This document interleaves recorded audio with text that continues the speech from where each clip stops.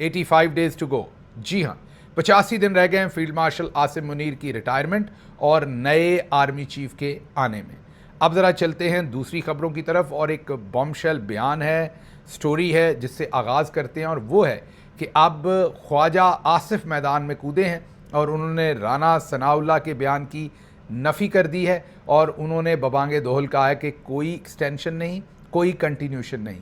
मरी मीटिंग के अंदर ऐसी कोई बात नहीं हुई, मतलब कि फ़ील्ड मार्शल को कोई एक्सटेंशन नहीं मिल रही, ये कहना है ख्वाजा आसिफ का।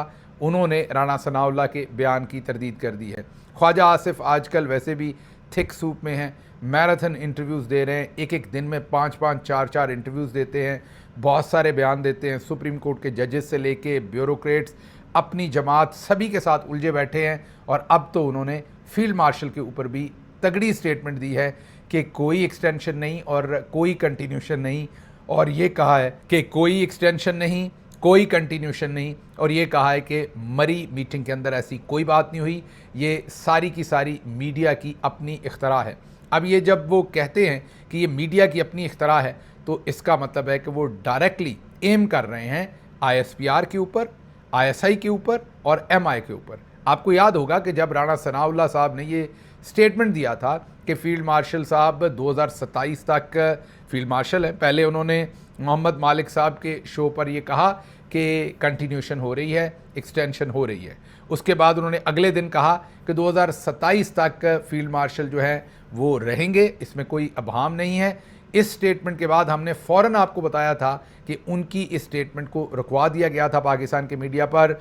ISI ने, MI ने और ISPR ने मीडिया को कहा था कि इस स्टेटमेंट को ना चलाएं। अमूमी तौर पर तो वैसे, या अमूमन तो ऐसी स्टेटमेंट पॉजिटिव ही ली जाएगी कि 2027 तक फील्ड मार्शल बैठे हुए हैं, लेकिन हमने आपको बताया था कि फील्ड मार्शल 2030 तक कम से कम एक्सटेंशन चाहते हैं, इसलिए उनके हिसाब से ये पॉजिटिव स्टेटमेंट नहीं थी। स्टेटमेंट को रुकवाया गया, फिर हमारी खबर दुरुस्त निकली। अगले ही दिन राना सनाउल्लाह साहब का सॉफ्टवेयर अपडेट किया गया और उन्होंने आगे 2030 किया। उन्होंने कहा जी उससे भी आगे की एक्सटेंशन होनी चाहिए।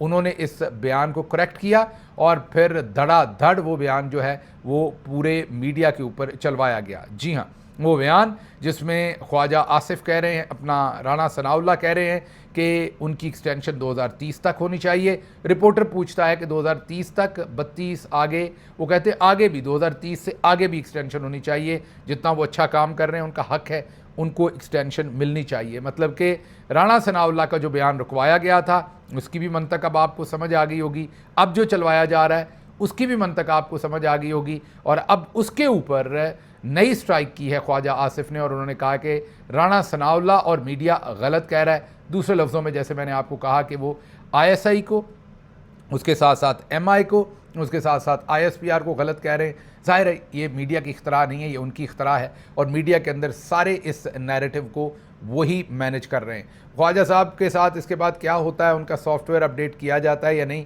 खैर उनके सॉफ्टवेयर की तो कहानी पहले से ही चल रही है। आपको पता है जब से असिस्टेंट कमिश्नर सियालकोट, जिनके बारे में तासर है कि वो ख्वाजा आसिफ के फ्रंटमैन हैं, उनको पकड़ा है, तो ख्वाजा साहब वाकई बहुत दबाव में हैं।